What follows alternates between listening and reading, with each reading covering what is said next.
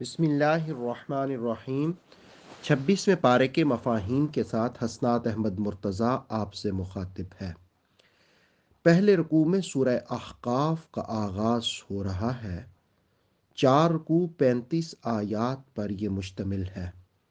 ہجرت سے پہلے یہ نازل ہوئی جب حضرت ابو طالب ام المومنین خدیجہ رضی اللہ تعالی عنہما کا وصال ہوا۔ آپ غمگین ہوئے طائف تشریف لے گئے۔ واپسی پر وادی نخلہ میں اس کی آیات نازل ہوئیں۔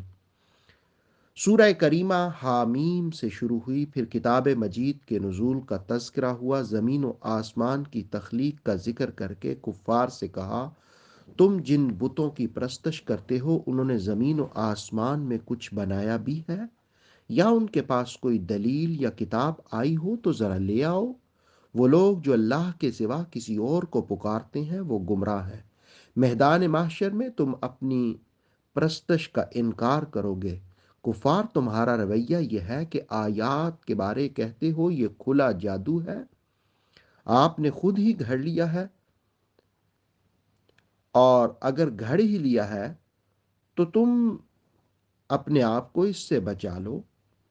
اللہ تعالیٰ میرے اور تمہارے درمیان گواہ کافی ہے۔ آیت 9 میں ان کے اعتراضات کا جواب ہے جو کہتے کہ نبی ہونے کے لیے بشر ہی کیوں، کوئی فرشتہ کیوں نہیں؟ ان کو کہا گیا محبوب کریم صلی اللہ علیہ وسلم کوئی الگ سے انوکھے رسول تو نہیں ہے، آپ سے پہلے جتنے بھی رسول آئے وہ سب بھی بشر تھے۔ محبوب وحی کی پیروی کرتے ہیں۔ محبوب ان سے فرمائیے اللہ کی جانب سے جو آئے اس کے انکار کرنے کا انجام پھر تمہیں پتہ ہے؟ تم تکبر سے انکار کرتے ہو، یاد رکھو اللہ ظالموں کو ہدایت نہیں دیتا۔ 26ویں پارے کے دوسرے رکوع میں اس بات کا ذکر ہوا کہ غرور میں مبتلا ہو کر انسان ہدایت اور حق کا راستہ فراموش کر دیتا ہے۔ کفار کہنے لگے اگر یہ اسلام حق پر ہوتا تو ہم بھی اسے قبول کر لیتے۔ دراصل وہ اپنی محرومی کی وجہ سے اس قسم کی باتیں کرتے ہیں، حالانکہ حضرت موسیٰ کی کتاب بھی ہدایت کے ساتھ آ چکی ہے۔ یہ قرآن عربی زبان میں ہے، یہ سب کی تصدیق کرتا ہے۔ قرآن ظالموں کو ڈراتا ہے اور نیکی کرنے والوں کو خوشخبری سناتا ہے۔ نیکی کرنے والے ہمہ دم کہتے ہیں اللہ ہمارا رب ہے، پھر اس پر استقامت اختیار کرتے ہیں۔ اس وجہ سے ان پر کوئی خوف اور غم نہیں ہوتا، وہی جنتی ہیں اور ہمیشہ وہیں رہیں گے۔ آیت 15 میں بیان ہوا کہ والدین کے ساتھ حسن سلوک کرو، کیونکہ ماں بڑی مشقت سے تمہیں شکم میں پالا اور پھر پیدا کیا، 30 ماہ دودھ پلایا۔ شباب جوانی 40 ایئرز کی عمر میں جب تم پہنچتے ہو تو التجا کرتے ہو اے میرے رب مجھے شکر کی توفیق سے نواز، تاکہ میں والہانہ انداز میں تیرا شکر ادا کر سکوں جو نعمتیں تو نے مجھے اور میرے والدین کو عطا کی ہیں، اور میں ایسے اعمال کروں جن سے تو راضی ہو۔ میری اولاد کو بھی نیک کر اے میرے رب، میں توبہ کرتا ہوں تیرے سامنے سر تسلیم خم کرتا ہوں۔ خوش نصیب لوگ ہیں جن کے بہترین اعمال قبول ہوتے ہیں اور اللہ تعالیٰ ان سے درگزر فرماتا ہے، یہی لوگ جنت میں ہوں گے۔ انہی ایمان والوں سے کہا گیا وعدہ سچا ہے۔ والدین کے نافرمان کے لیے عذاب ہے۔ وہ احترام والدین کو پہلے لوگوں کے قصے کہانیاں سمجھتے ہیں، ایسے لوگ خسارہ اٹھانے والے ہیں۔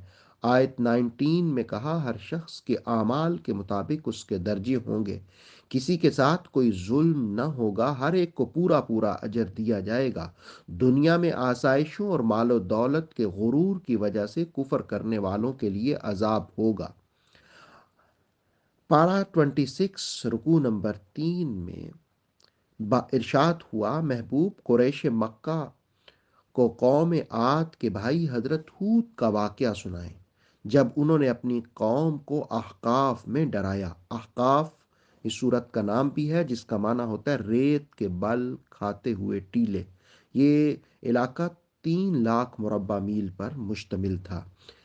دراصل مکہ والوں سے وہ قوم زیادہ خوشحال اور معاشی لحاظ سے زیادہ مستحکم تھی، لیکن انہوں نے بھی جب دعوت حق کو ٹھکرا دیا تو ان پر عذاب آ گیا۔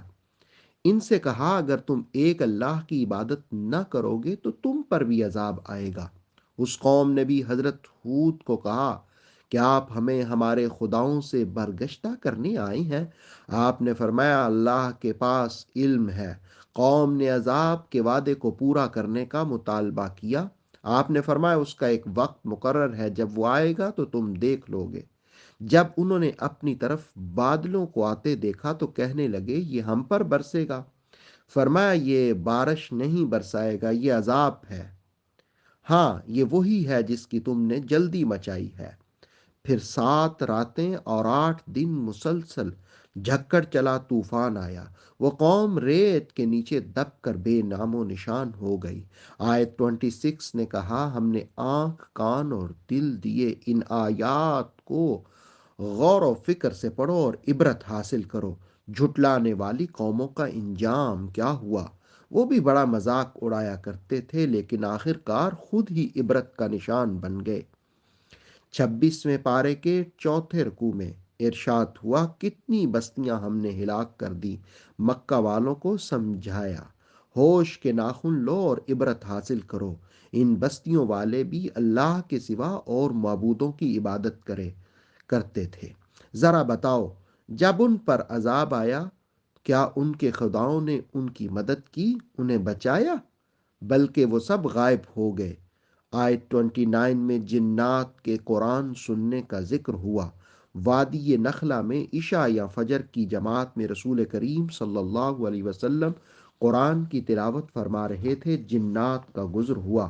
انہوں نے تلاوت سنی، حاضر خدمت ہوئے، اسلام قبول کیا۔ یہ پہلا موقع تھا جب جنات نے حاضر ہو کر اسلام قبول کیا۔ پھر انہوں نے جا کر اپنی قوم کو تبلیغ کی۔ جنات نے اپنی قوم سے کہا ہم نے ایک ایسی کتاب سنی جو پہلی کتابوں کی تصدیق کرتی ہے۔ وہ کتاب حق کے ساتھ رہنمائی کرتی ہے۔ تم بھی اسے قبول کر لو، اس پر ایمان لے آؤ تو تمہارے پہلے گناہ معاف ہو جائیں گے اور تمہیں دردناک عذاب سے بھی بچا لیا جائے گا۔ اور جو اس دعوت کو قبول نہیں کرے گا وہ اللہ کو عاجز نہیں کر سکتا، اور نہ ہی اللہ کے سوا اس کا کوئی مددگار ہوگا، اور وہ کھلی گمراہی میں ہوگا۔ اللہ ہی نے آسمان و زمین کو پیدا کیا اور ان کے پیدا کرنے میں وہ ذرہ برابر بھی نہیں تھکا۔ وہی زندہ کرتا ہے، وہی موت دیتا ہے۔ کفار آگ کا عذاب دیکھ کر اقرار کریں گے یہی حق ہے۔ سورہ کریمہ کے آخر میں رسول کریم علیہ الصلوۃ والسلام کو صبر کرنے کا کہا گیا۔ فَاصْبِرْ كَمَا صَبَرَ أُولُو الْعَزْمِ مِنَ الرُّسُلِ، آپ صبر کیجئے جیسے اولو العزم رسولوں نے صبر کیا تھا۔ دعائے ضرر کرنے میں جلدی نہ کریں۔ اس آیت میں محبوب کریم کو حوصلہ اور تسلی دی گئی اور پھر کہا کہ کفار قیامت میں عذاب کا سامنا کریں گے۔ 26ویں پارے کے 5ویں رکوع میں سورہ محمد کا آغاز ہوا۔ یہ 4 رکوع اور 38 آیات پر مشتمل ہے۔ کفار مکہ نے ظلم و ستم کے پہاڑ ڈھائے۔ مسلمانوں کو ہجرت کی اجازت ملی، اہل ایمان سب کچھ چھوڑ کر مدینہ طیبہ آ گئے۔ کفار مکہ وہاں پر بھی باز نہ آئے اور مدینہ آ کر بھی مسلمانوں کو تنگ کرنے اور ستانے کا کوئی حربہ ہاتھ سے جانے نہ دیتے۔ ایسے میں سورہ محمد کا نزول ہوا جس سے مسلمانوں کو تسلی ہوئی۔ اس کے آغاز میں کہا کفار جو اللہ کی راہ سے روکتے ہیں ان کے لیے بربادی ہے۔ وہ لوگ جو ایمان اور اعمال صالح اختیار کرتے ہیں اور جو محمد صلی اللہ علیہ وسلم پر نازل ہوا اس پر ایمان لاتے ہیں، وہی رب کی جانب سے حق پر ہیں اور انہی کے گناہ معاف ہوتے ہیں اور وہی بہتری لاتے ہیں۔ کفار کفر کرنے والے باطل اور اہل ایمان حق کی پیروی کرتے ہیں۔ آیت 4 میں کفار کے حملوں کے نتیجوں میں جوابی کارروائی اور اپنے دفاع کی اجازت دی گئی۔ آیت 7 میں اہل ایمان کو اللہ کی خاص مدد اور ثابت قدمی کی بشارت دی۔ کفر کرنے والوں کے اعمال رائے گاں ہوں گے۔ اس ضمن میں زمین میں چل پھر کر دیکھو جھٹلانے والوں کا انجام کیا ہوا۔ اللہ ایمان والوں کا مددگار ہے اور کفار کا کوئی مددگار نہیں۔ 26ویں پارے کے 6 رکوع میں بیان ہوا اہل ایمان جنت میں اور اہل کفر دوزخ میں ہوں گے۔ اہل مکہ کو سمجھایا کتنی بستیاں تم سے زیادہ مضبوط تھیں، لیکن ان پر عذاب آیا تو سب ختم ہو گئی۔ آیت 14 میں کہا، روشن دلائل اور خواہشات کی پیروی کرنے والا کبھی برابر نہیں۔ متقی جنت میں ہوں گے، جنت کی نہریں صاف پانی والی، ایسا پانی جس کا ذائقہ اور مزہ کبھی خراب نہیں ہوگا۔ پاکیزہ شراب اور صاف ستھری شہد کی نہریں ہوں گی۔ وہاں پھل بھی ہوں گے اہل دوزخ کے لیے، کھولتا ہوا گرم پانی جو ان کی آنتوں کو کاٹ کر رکھ دے گا۔ آیت 16 میں منافقین کا رویہ بیان کیا گیا۔ آیت 17 میں ہدایت والوں کے لیے نور اور تقوی کی نعمت کا بیان ہوا۔ آیت 18 میں قیامت کا ذکر ہوا۔ آیت 19 میں گناہوں سے محفوظ رہنے اور بچنے کی دعا مانگنے کا حکم دیا۔ 26ویں پارے کے 7ویں رکوع میں اس بات کا ذکر ہوا کہ اہل ایمان ہمیشہ قرآن کریم کے نزول کے منتظر ہوتے ہیں، لیکن منافقت جو دل میں مرض رکھتے ہیں، قتال کی آیات پر ایسا رویہ اپناتے ہیں جیسے کہ ان پر موت طاری ہو گئی ہو۔ اگر وہ اطاعت کرتے اور بھلائی کو اختیار کرتے تو یہ ان کے لیے بہت بہتر ہوتا۔ منافقین کا رویہ یہ ہے کہ وہ فساد کرتے ہیں، قطع رحمی کرتے ہیں، اس وجہ سے اللہ کی ان پر لعنت ہے۔ وہ بہرے، گونگے، اندھے ہیں۔ پھر قرآن مجید نے کہا، افلا یتدبرون القرآن، یہ لوگ قرآن مجید میں غور و فکر اور تدبر کیوں نہیں کرتے؟ کیا ان کے دلوں پر تالے لگے ہوئے ہیں؟ ہدایت کے راستے سے پیٹ پھیرنے والوں کو شیطان نے فریب میں مبتلا کر کے لمبی زندگی کی امیدیں دلائی ہیں۔ منافقین اسلام ظاہر کرتے اور مسلمانوں کو اپنے ساتھ ہونے کی امیدیں دلاتے اور درِ پردہ اسلام کے خلاف مشورے کرتے۔ اللہ رب العالمین ان کے پوشیدہ مشوروں کو خوب جانتا ہے۔ فرشتے جب ان کی روح قبض کریں گے تو ان کے چہروں اور پشتوں پر ماریں گے۔ یہ سزا اللہ کی ناراضگی کی وجہ سے ہوگی اور ان کے اعمال بھی رائے گاں ہوں گے۔ 26ویں پارے کے 8ویں رکوع میں اس بات کا بیان ہوا کہ منافقین یہ خیال کرتے ان کی منافقت کا کسی کو پتہ نہیں چلے گا۔ اللہ رب العالمین نے ان کے چہروں اور ان کی گفتگو سے ان کی منافقت کو بے نقاب فرما دیا۔ آیت 31 میں بیان ہوا کہ صابرین اور مجاہدین کو بھی آزمایا جائے گا۔ 32 آیت میں بیان ہوا کہ وہ لوگ جو کفر کرتے ہیں رسول کریم صلی اللہ علیہ وسلم کی سب کچھ جانتے ہوئے بھی مخالفت کرتے ہیں، وہ اللہ تعالیٰ کو کچھ نقصان نہیں پہنچا سکتے۔ اللہ ان کے اعمال کو رائے گاں کر دے گا۔ آیت 33 میں مسلمانوں کو اللہ اور اس کے رسول کی اطاعت کا حکم دیا۔ آیت 34 میں کہا، کفر اور اللہ کی راہ میں روکنے والوں کی مرنے کے بعد مغفرت نہیں ہوگی۔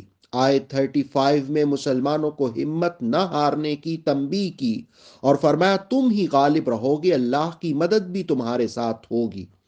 آیت 36 میں دنیا کو کھیل تماشا کہا گیا اور تقوی اور انفاق فی سبیل اللہ کی ترغیب دی گئی۔ آخری آیت میں کہا کہ جو بخل اور کنجوسی کرتا ہے تو وہ اپنی ہی ذات سے بخل کرتا ہے۔ اللہ رب العالمین غنی ہے اور تم ہی اس کے محتاج ہو۔ لوگو، اگر تم منہ موڑو گے تو اللہ تعالیٰ تمہاری جگہ ایک دوسری قوم لائے گا، وہ تم جیسے نہیں ہوں گے۔ 26ویں پارے کے 9ویں رکوع میں سورہ فتح کا آغاز ہوا۔ 4 رکوع اور 29 آیات پر یہ مشتمل ہے۔ 6 ہجری صلح حدیبیہ کے بعد مدینہ طیبہ واپسی پر یہ سورہ مقدسہ نازل ہوئی۔ رسول کریم صلی اللہ علیہ وسلم مکہ سے مدینہ تشریف لائے، اسلام کی بہاریں ارزاں ہوئیں۔ صحابہ کے دلوں میں اور اللہ اور اس کے رسول کی محبت اس بات کا تقاضا کرتی تھی کہ محبوب کریم صلی اللہ علیہ وآلہ وسلم کی معیت میں حرم کعبہ کا طواف اور عمرہ کریں۔ 6 ہجری آپ نے اعلان فرمایا، 1400 صحابہ آپ کے ہمراہ عازم سفر ہوئے۔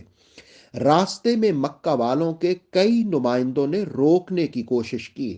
جب حدیبیہ کے مقام پر پہنچے تو آپ صلی اللہ علیہ وسلم کی اونٹنی بیٹھ گئی۔ آپ نے فرمایا کہ اس کو اس ذات نے روک دیا جس نے ہاتھیوں کو مکہ جانے سے روک دیا تھا۔ صحابہ کو حکم ہوا یہیں خیمہ زن ہو جاؤ۔ عرض کیا یہاں کنویں خشک ہیں اور پانی کی بوند تک نہیں۔ محبوب کریم صلی اللہ علیہ وسلم نے اپنے ترکش سے تیر نکالا اور فرمایا اس کو کنویں میں اتر کر گاڑ دیا جائے۔ جو ہی تیر گاڑا پانی نے جوش مارنا شروع کیا، وہیں قیام ہوا۔ اہل مکہ نے پہلے ایک سردار اور اس کے بعد پھر دوسرے سردار عروہ بن مسعود ثقفی کو بھیجا۔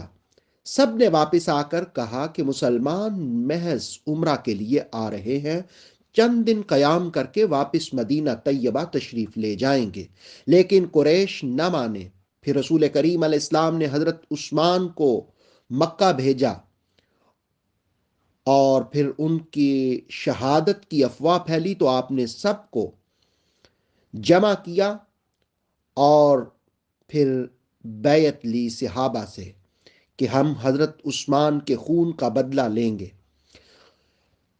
قریش نے حضرت عثمان کے ساتھ سہیل بن عمر کو بھیجا۔ گفتگو کے نتیجے میں صلح حدیبیہ کا معاہدہ تحریر کیا گیا۔ بعض صحابہ کو صلح حدیبیہ کی شرائط نے پریشان بھی کیا، لیکن وقت نے ثابت کر دیا محبوب کریم صلی اللہ علیہ وسلم کا فیصلہ درست ثابت ہوا۔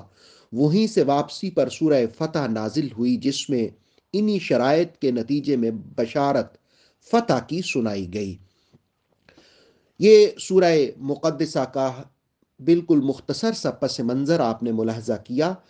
سورہ کریمہ کی پہلی آیت میں اللہ رب العالمین نے فرمایا کہ ہم نے آپ کو فتح مبین کی بشارت دی، اور آپ کے ساتھ جو پہل وابستہ ہوئے اور جو بعد میں آپ کے ساتھ تعلق قائم کرنے والے ہیں ان سب کو معاف کر دیا۔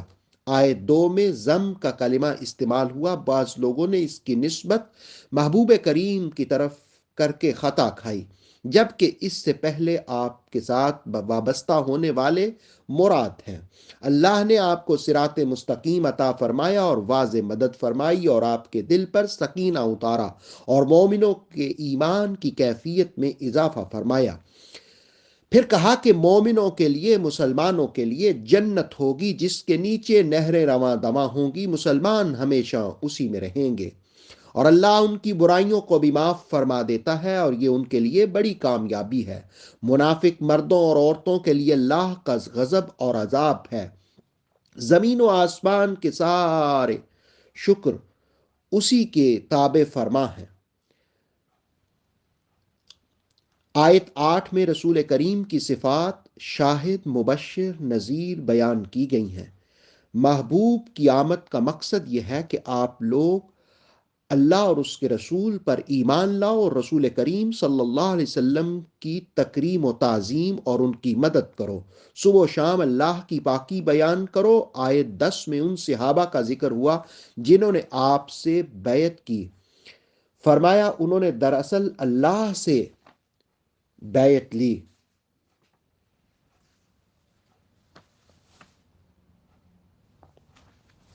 جس نے بیعت کرنے کے بعد اس کو توڑا اس کا وبال اسی پر ہوگا، اور جس نے اللہ تعالیٰ سے کیا ہوا عہد پورا کیا اس کے لیے اجر عظیم ہوگا۔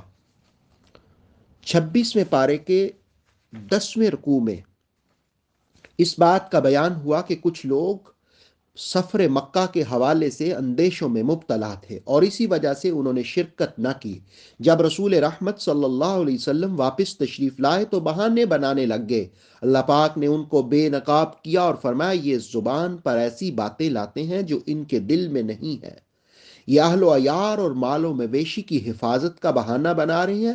اگر ان کی موجودگی ہی میں آگ لگ جائے، مال ہلاک ہو جائے یا ان پر موت آ جائے تو یہ کچھ بھی نفع و نقصان روک نہیں سکتے۔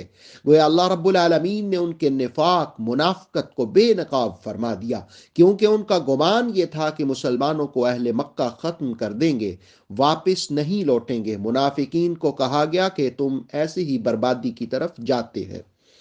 کافروں کے لیے آگ تیار ہے۔ زمین و آسمان کا مالک اللہ ہے، جسے چاہے معاف کرے، جسے چاہے عذاب دے۔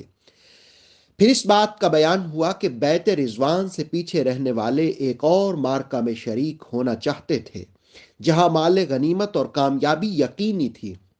اللہ رب العالمین نے فرمایا محبوب یہ سب اس میں شریک ہونا چاہیں گے لیکن ان کو اجازت مت عنایت فرمائیں، واضح فرما دیں کہ اس میں بیت رضوان میں شامل ہونے والے لوگ ہی حصہ لے سکتے ہیں، البتہ اندھے، لنگڑے اور مریض معرکہ آرائی میں شریک نہ ہوں کیونکہ عذر کی وجہ سے انہیں رخصت ہے۔ اطاعت والوں کے لیے جنت اور منہ موڑنے والوں کے لیے دوزخ ہوگی۔ 26ویں پارے کے 11ویں رکوع میں درخت کے نیچے بیعت کرنے والوں کا ذکر ہوا کہ ان سے اللہ رب العالمین راضی ہو گیا، ان کے دلوں کو سکون نصیب ہوا اور بطور انعام فتح اور بہت سا مال غنیمت بھی عطا کیا۔ صلح کی وجہ سے بھی اللہ تعالیٰ تم پر مہربانی فرمائے گا اور نعمتیں عطا فرمائے گا۔ اللہ تعالیٰ ہر چیز پر قادر ہے۔ اگر کفار تم سے جنگ کرنے تو پیٹھ پھیر کر بھاگ جاتے، پھر کوئی ان کا دوست اور مددگار نہ ہوگا۔ اللہ کا اپنا ایک دستور ہے، اللہ کی سنت یعنی اس کے دستور میں کوئی تبدیلی نہیں۔ حدیبیہ میں باقاعدہ لڑائی تو نہیں ہوئی تھی، ہلکی پھلکی جھڑپیں ضرور ہوئی تھی جس کے نتیجے میں اللہ رب العالمین نے مسلمانوں کو فتح و نصرت سے نوازا۔ آیت 25 میں کفار کی زیادتیوں کا ذکر ہوا کہ انہوں نے تمہیں مسجد حرام سے بھی روکا، اللہ نے مسلمانوں کو سکینہ اور استقامت سے نوازا۔ 26ویں پارے کے 12ویں رکوع میں رسول کریم علیہ السلام کے خواب کا ذکر ہوا۔ اللہ رب العالمین نے فرمایا ہم نے محبوب کے خواب کو سچا کر دکھایا، انشاءاللہ جلد مسلمان عمرہ کی سعادت حاصل کریں گے اور اپنے سروں کو بھی منڈوائیں گے۔ آیت 28 میں کہا اللہ نے اپنے رسول معظم کو ہدایت اور دین حق دے کر مبعوث فرمایا تاکہ دین اسلام سب ادیان پر غالب آ جائے۔ حضرت محمد صلی اللہ علیہ وسلم اللہ کے رسول ہیں، مسلمان مخالفین پر سخت یعنی جب معرکہ ہو تو سخت اور آپس میں نرم دل ہوتے ہیں۔ مسلمان رکوع و سجود کرتے ہیں اور اللہ کا فضل اور اس کی رضا تلاش کرتے ہیں۔ مسلمانوں کی پیشانیوں پر سجدوں کے آثار واضح ہوتے ہیں، تورات و انجیل میں بھی ان کی صفات کا تذکرہ ہے۔ اللہ نے ایمان اور اعمال صالح اختیار کرنے والوں کے لیے مغفرت اور اجر عظیم کا وعدہ کیا ہے۔ 26ویں پارے کے 13ویں رکوع میں سورہ حجرات کا ذکر ہوا۔ 2 رکوعوں اور 18 آیات پر یہ سورت مشتمل ہے۔ اس کا نزول ہجرت مدینہ کے بعد ہوا۔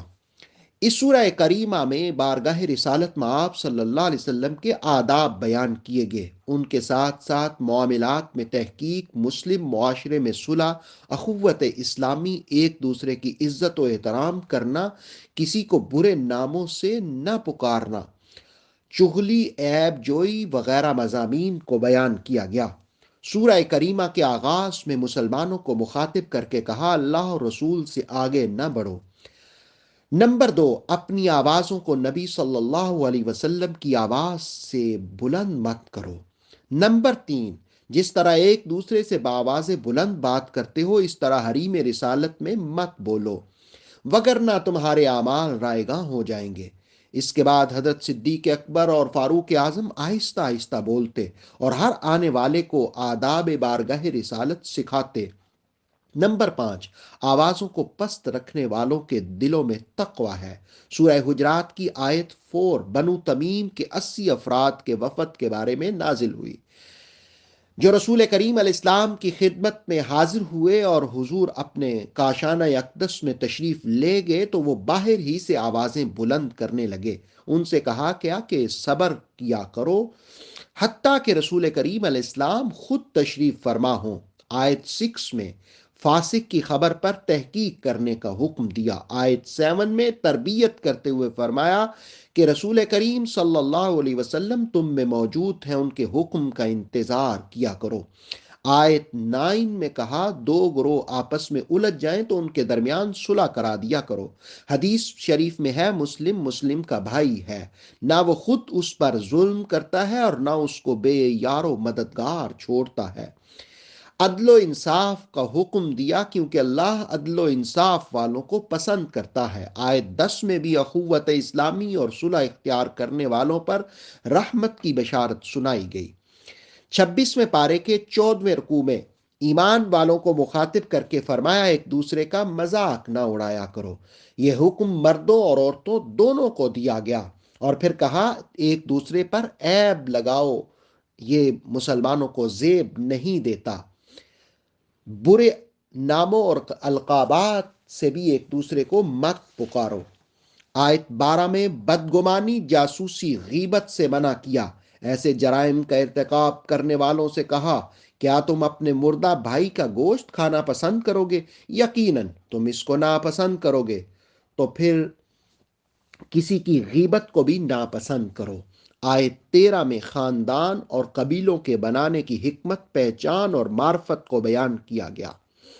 پھر اللہ کے نزدیک تقوی والے کو باعث فضیلت کہا گیا۔ ان اکرمکم عند اللہ اتقاکم۔ آیت 14 میں صدق کے دل سے اطاعت کی ترغیب دی۔ آیت 15 میں صادقین کی صفات کو بیان کیا۔ آیت 17 میں بالکل واضح کہا گیا جس کو ایمان کی دولت ملی سمجھو اس پر اللہ نے احسان فرمایا کہ اسے اسلام قبول کرنے کی توفیق دی۔ آخری آیت میں کہا اللہ ہی زمین و آسمان کے غیب کو جاننے والا ہے۔ 26ویں پارے کے 15ویں رکوع میں سورہ قاف کا آغاز ہوا۔ 3 رکوع 43 آیات پر مشتمل ہے۔ اس کا آغاز حروف مقطعات سے ہوا، اس کے بعد قرآن مجید کی قسم کی، پھر رسول کریم صلی اللہ علیہ وسلم کی صداقت و عظمت کا ذکر ہوا جو ان کی آمد سے حیران تھے۔ ان کے تعجب کا اظہار ہوا۔ موت کے بعد زندگی کا انکار کرنے والوں کو سمجھایا ہر چیز اللہ ہی کے قبضہ قدرت میں ہے، تم دیکھو ذرا اس نے بغیر کسی سوراخ اور شگاف کے آسمان کو بنایا، زمین پھیلائی اور اس میں پہاڑوں کو گاڑ دیا، زمین میں ہر قسم کی چیزیں اگائیں۔ جب رب ذوالجلال کی قدرت سے یہ سب ممکن ہے تو پھر اس کی ہر بات کی اطاعت کرو، اسی میں بھلائی ہے۔ پھر تکوینی توحید کے دلائل دیے، آسمان سے پانی کا برسنا، زمین سے باغات کا اگنا، کھجوروں کے درختوں کی طوالت، بنجر زمین میں زندگی اور آبادی، سب اسی کی قدرت کے کرشمے ہیں۔ اے مکہ والو، تم سے پہلے قوم نوح، اصحاب راس، سمود، عاد، فرعون، لوط، اصحاب ایکا کے باشندوں نے جھٹلایا تو دیکھو ان کا انجام کیا ہوا۔ 26ویں پارے کے 16ویں رکوع میں اس بات کا بیان ہوا انسان کو اللہ نے پیدا کیا اور جو اس کے نفس میں وسوسے ڈالتا ہے وہ اسے خوب جانتا ہے، کیونکہ اللہ رب العالمین شاہ رگ سے بھی زیادہ قریب ہے۔ زندگی بھر اس کے دائیں بائیں فرشتے معمور کیے، جو بھی وہ بولتا ہے وہ سب محفوظ کر لیتے ہیں۔ قیامت میں سور کا پھونکنا برحق ہے، اس دن سب کچھ واضح ہوگا، گواہیاں قائم ہوں گی۔ آیت 22 میں بیان ہوا قیامت کو غافل شخص کی آنکھوں سے پردہ ہٹا دیا جائے گا۔ اس دن اس شخص کے سامنے ہر چیز آ جائے گی، نیکی سے روکنے، شک کرنے اور اللہ کے سوا اوروں کو خدا بنانے والوں کے لیے سخت عذاب ہوگا اور ان کا ٹھکانہ جہنم بنا دیا جائے گا۔ اس دن شیطان جو اس کا ساتھی ہوگا وہ کہے گا میں نے تمہیں مجبور نہیں کیا مگر تم خود ہی گمراہی میں مبتلا ہوئے۔ آیت 28 میں بیان ہوا کہ اللہ رب العالمین ان سے فرمائے گا میرے سامنے جھگڑا مت کرو۔ 26ویں پارے کے 17 رکوع میں دوزخ کی وسعت کو بیان کیا۔ جب وہ فل ہو جائے گی تو اس سے کہا جائے گا کیا تم بھر گئی ہو؟ وہ کہے گی ابھی اور کوئی مزید بھی ہے۔ آیت 31 میں ذکر ہوا کہ جنت پرہیزگاروں سے قریب کر دی جائے گی۔ متقی وہ ہوتا ہے جو اللہ کی طرف رجوع کرے، اپنی توبہ کی حفاظت کرے، رحمان سے ڈرے، دل ہمہ دم ذکر کرے۔ ایسی صفات رکھنے والوں کو کہا جائے گا جنت میں ہمیشہ کے لیے داخل ہو جاؤ، انہیں ہر وہ چیز ملے گی جس کی وہ خواہش کریں گے۔ قرآن کریم میں ہر شخص کے لیے نصیحت ہے جو قلب بینا رکھتا ہے اور کلام الہی کو دھیان سے سنتا ہے۔ یاد رکھو 6 دنوں میں زمین و آسمان کی تخلیق نے اسے بالکل نہیں تھکایا۔ محبوب آپ ان کی دل برداشتہ کرنے والی باتوں پر صبر فرمائیے۔ صبح و شام، رات اور سحری میں اللہ کی تسبیح بیان کیجیے، نمازوں کے بعد بھی۔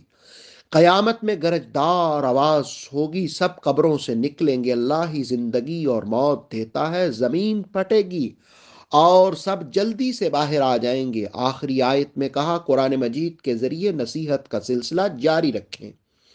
26ویں پارے کے 18ویں رکوع میں سورہ زاریات کا آغاز ہوا۔ یہ مکی صورت ہے۔ مختلف قسمیں کر کے قیامت کے مناظر کو بیان کیا، منکرین اور ماننے والوں کا ذکر ہوا۔